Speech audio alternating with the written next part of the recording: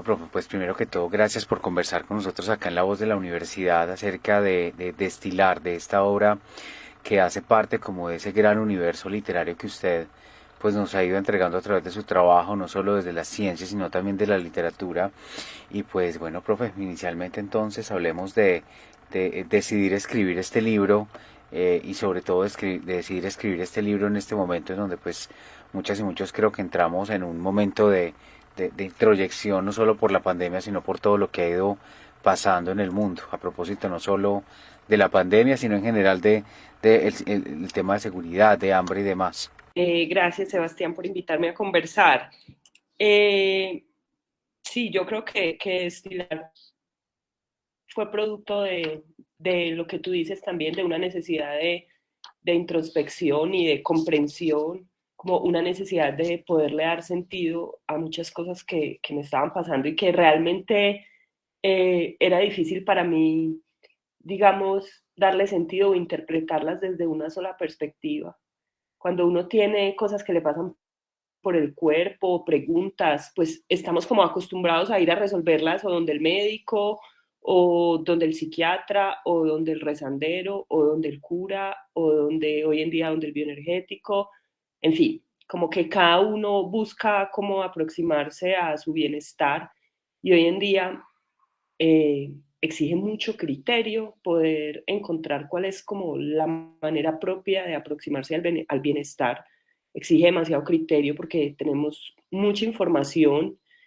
Eh, Finalmente cada uno se tiene que hacer cargo del propio, pues de su propio cuerpo y de sus propias emociones y de sus propia mente, de su propia mente y hoy en día también escasea el tiempo para hacerse cargo de eso. Eh, Entonces, Destilar fue un rumiar de muchos años alrededor de esos temas, como tocando de puerta en puerta y, y sí, terminó siendo a través de la literatura lo que me permitió como organizar todo eso, todo eso. Profe, cuando hablamos todo eso es, ¿usted tenía esos textos en diarios o en hojas sueltas? Hablemos un poco también porque una cosa es cuando uno revisa la página suya, anaita.com.co, pues obviamente uno encuentra textos muy formales de comunicación de la ciencia, de periodismo científico, coinvestigaciones, pero ya cuando es un asunto no de la bióloga, de la periodista, sino de Ana, cómo es este asunto ya de mirarse como mujer y como escritor y decir, esto que he estado escribiendo tiene más o menos esta forma y así se lo quiero presentar a la gente que quiero que lo conozca y lo lea? Sí, mira que no fue fácil para mí eso. Yo le digo salir del closet con la escritura, porque yo venía haciendo escritura, digamos, profesional.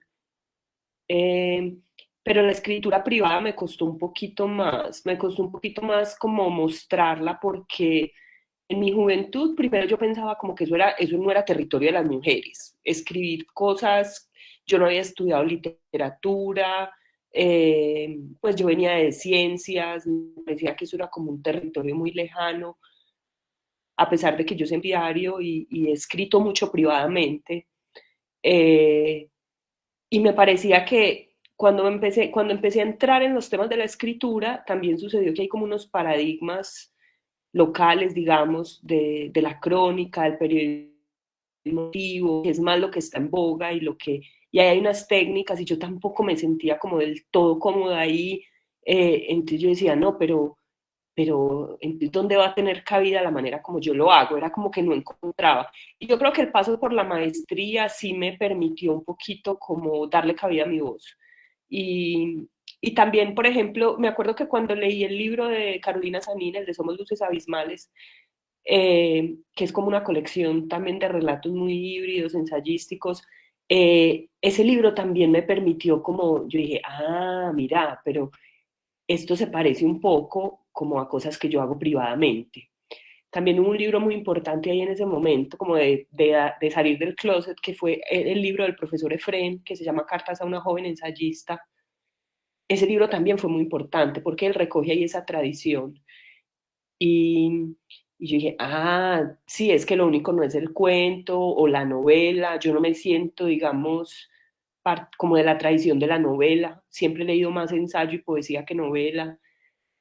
Entonces, bueno, como que me demoré porque no me sentía como, no sé, merecedora o no me sentía que podía participar de eso, hasta que un día dije, bueno, ya, vamos a recoger todo esto, yo ya le he masticado mucho a este tema, es un tema que yo había, digamos, profesionalmente me había acercado porque había sido coordinadora de contenidos de la renovación museográfica del Parque Explora, de la Sala de la Mente, y ahí me ha tocado como estudiar esos temas, y había materiales que en la sala no habían encontrado como su espacio, yo los había guardado.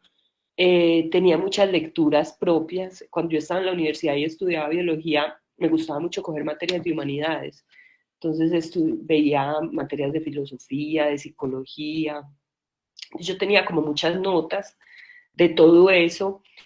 Y ya de pronto cuando ya terminé la maestría y estaba en un momento como de estabilidad económica y de estabilidad emocional, dije, pues me llegó la hora, tengo que parar un par de meses porque si no, pues no soy capaz de organizar esto. Y paré como 3 meses de trabajar, eh, y me dediqué solamente a organizar todo ese material que había y a escribir varios de los textos porque varios de los textos yo tenía como notas del pasado y bueno, pero en ese momento a organizar y a darle forma y a decidir como el enfoque.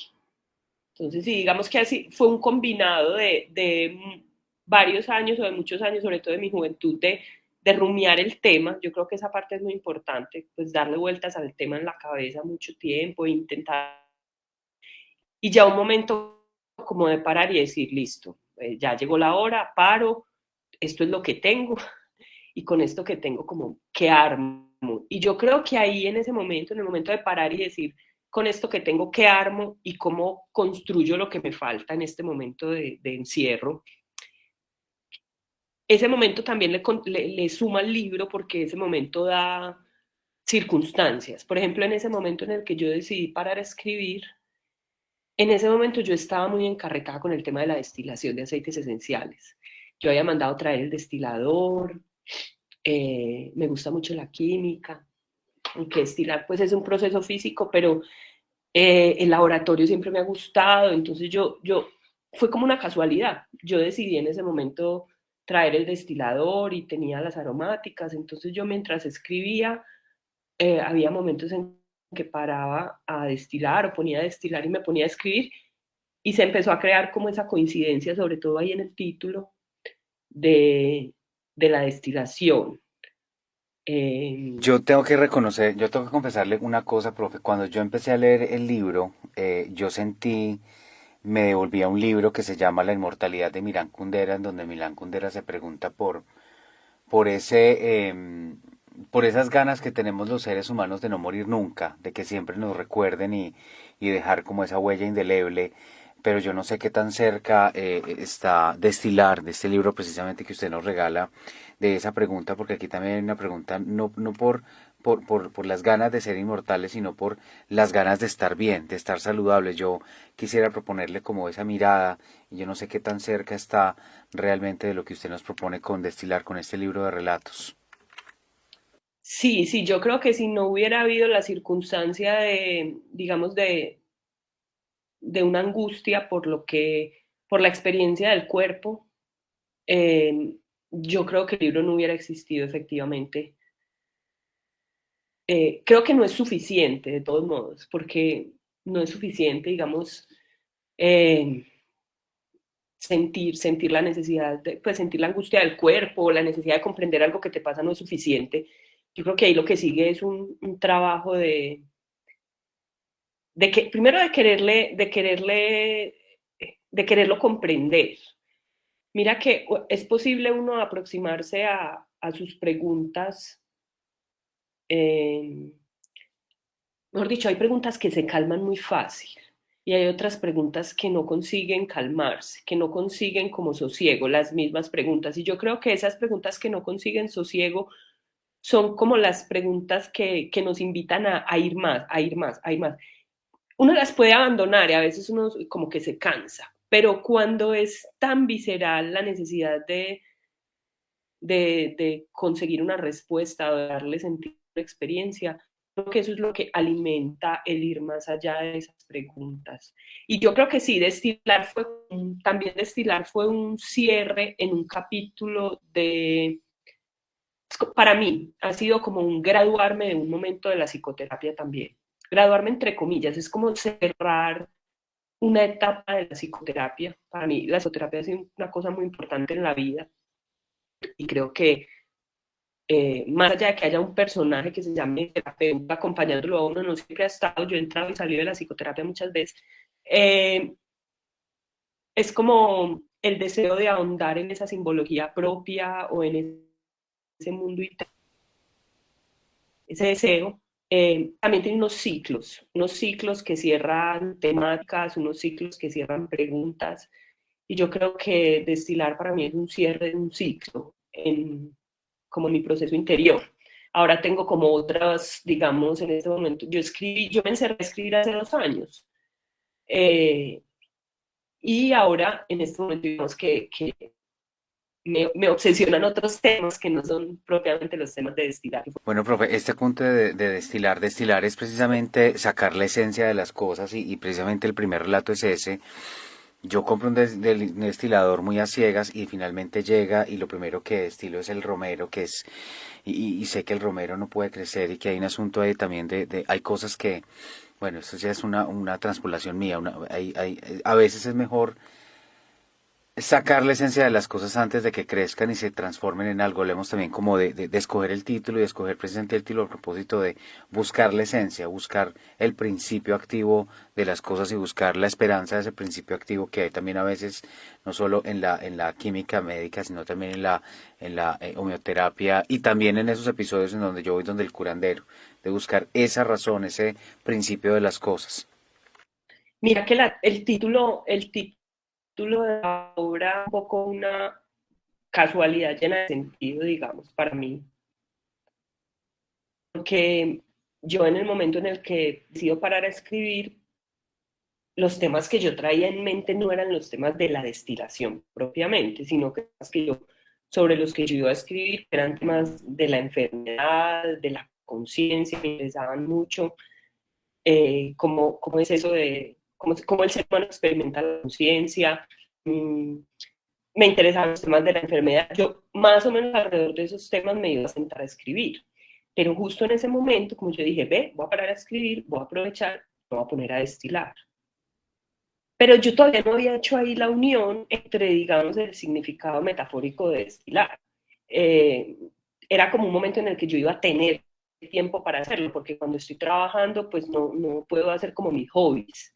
Y yo quería aprender a sacar los olores de las plantas, de las aromáticas, porque me parecen fascinantes los olores de las plantas. Entonces yo dije, este es el momento. Entonces, hacía las dos cosas en paralelo.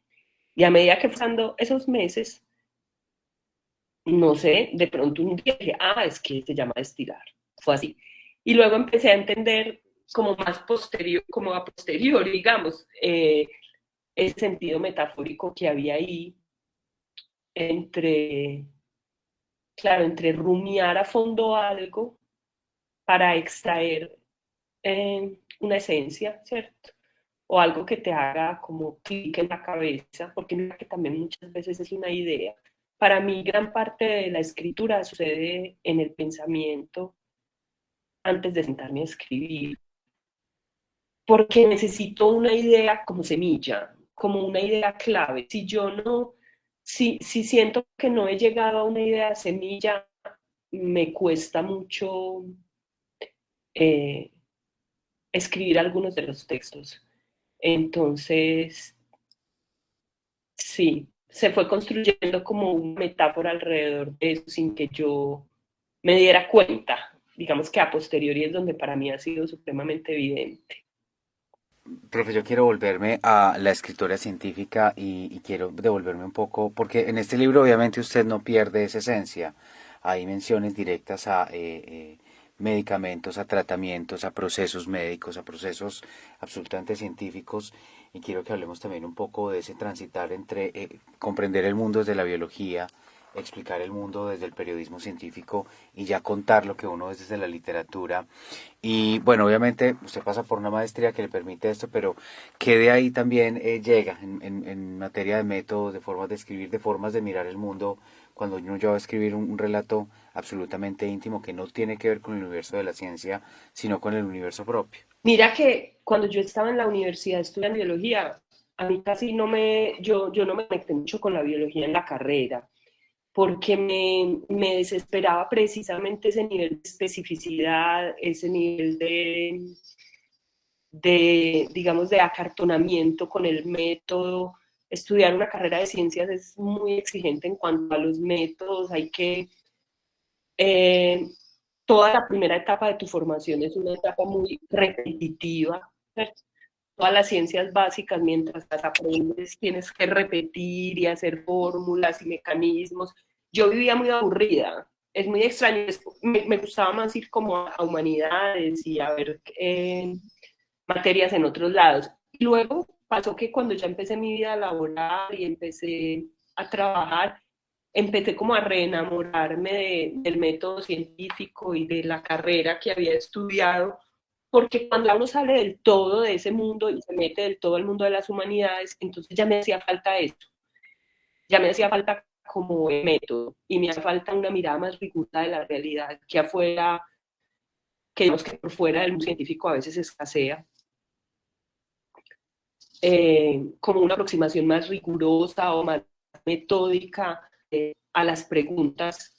Y ahora que lo dices, yo creo que sí se va combinando, porque a mí me sucede que tengo mucha necesidad de método, así sea de método para hacer un texto íntimo o para hacer una crónica, y, y como que me molesta un poquito como las aproximaciones a la realidad que son, eh, ni sé qué palabra utilizar. Por ejemplo, últimamente cada vez más me distancio mucho de los discursos, digamos, esotéricos o muy nueva era, muy de superación personal, que tienen algo de inocencia, por ejemplo, en cómo leen muchas cosas que pasan con el cuerpo o con la salud. Eh, yo creo que haber estado en los dos mundos sí es lo que me ha permitido como ir y venir. La escritura íntima, pues yo la traía de antes, digamos que siempre lo he hecho, es una cosa que ha sido espontánea en mí. Y pasar por la maestría sí me permitió unas técnicas propias de la escritura, que son muy importantes a la hora de pulir el texto, de construir un buen párrafo, de qué es una buena frase. Creo que uno se aprende cosas cuando estudia escritura, uno se aprende cosas. Y luego de la ciencia, creo que sí me quedó todo eso que está más relacionado con la rigurosidad de los métodos de aproximación a la realidad, como de tener unos criterios un poquito más exigentes a la hora de querer responderse preguntas. Muy bien, profe, pues primero que todo, muchísimas gracias por compartir este libro con nosotros y compartirlo precisamente desde la Editorial Universidad de Antioquia. Entonces, gracias también por esta conversación que nos regala aquí a los oyentes de La Voz de la Universidad. Ay, gracias a Sebastián.